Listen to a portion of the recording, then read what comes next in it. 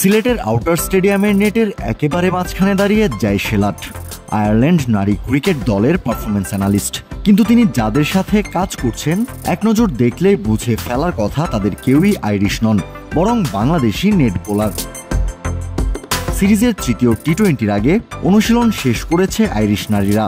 এরপর Bangladeshi net বোলাররা bowling tips চাইলে না করেননি শেলাট, বরং বেশ উৎসাহ এবং উদ্দীপনা নিয়েই কাজ করেছেন তাদের সাথে। প্রথমে বলের লেন্থ নিয়ে কাজ করেছেন, নিজে দাঁড়িয়ে থেকে জায়গায় বল ফেলতে বলেছেন তাদের। এরপর কাছে এসে দেখিয়ে দিয়েছেন বলের গ্রিপ, সাথে সাথে এও দেখিয়েছেন যে এই গ্রিপে বল পিচ করার পর কোন দিকে টার্ন করবে। ওয়ালটনের পণ্য কিনে জিতে নিতে পারেন নগদ 20 লক্ষ টাকা। Double million offer, Walton fridge কিনে পেতে পারেন 20 লক্ষ টাকা। রয়েছে কোটি কোটি টাকার নিশ্চিত উপহার। এরপর শেলাট চলে যান উইকেটের শেষ প্রান্তে। এবার জায়গায় বল ফেলে টার্ন করাতে হবে নেট বোলারদের।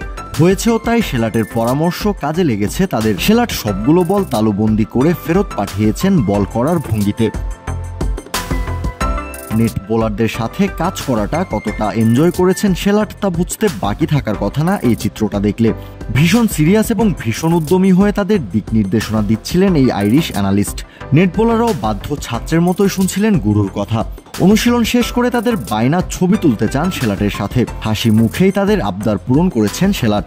একে একে ছবি তুলেছেন সবার সাথে, কাউকেই হতাশ করেননি। বেশ খানিকক্ষণ ধরে টানা অনুশীলন করে শেলাট এবং নেট বোলারদের সবাই কিছুটা হাঁপিয়ে উঠেছেন। অনুশীলন শেষে তাই নেট বোলারদের নিয়ে যান ড্রিঙ্কস ব্রেকে। একেবারেই প্রফেশনাল কোচের দায়িত্ব পালন করেছেন, নিজের দায়িত্ব এবং কাজে এতটুকুও ফাঁকি দেননি। শেলাটের কাছ থেকে পাওয়াই দীক্ষা সিলেটের নেট বোলারদের সামনের পথটা নিশ্চয়ই আরো মসৃণ করে দেবে, কাজে দেবে আসছে দিনগুলোতে। কাউসার শান্ত, ক্রিক ফ্রেঞ্জি।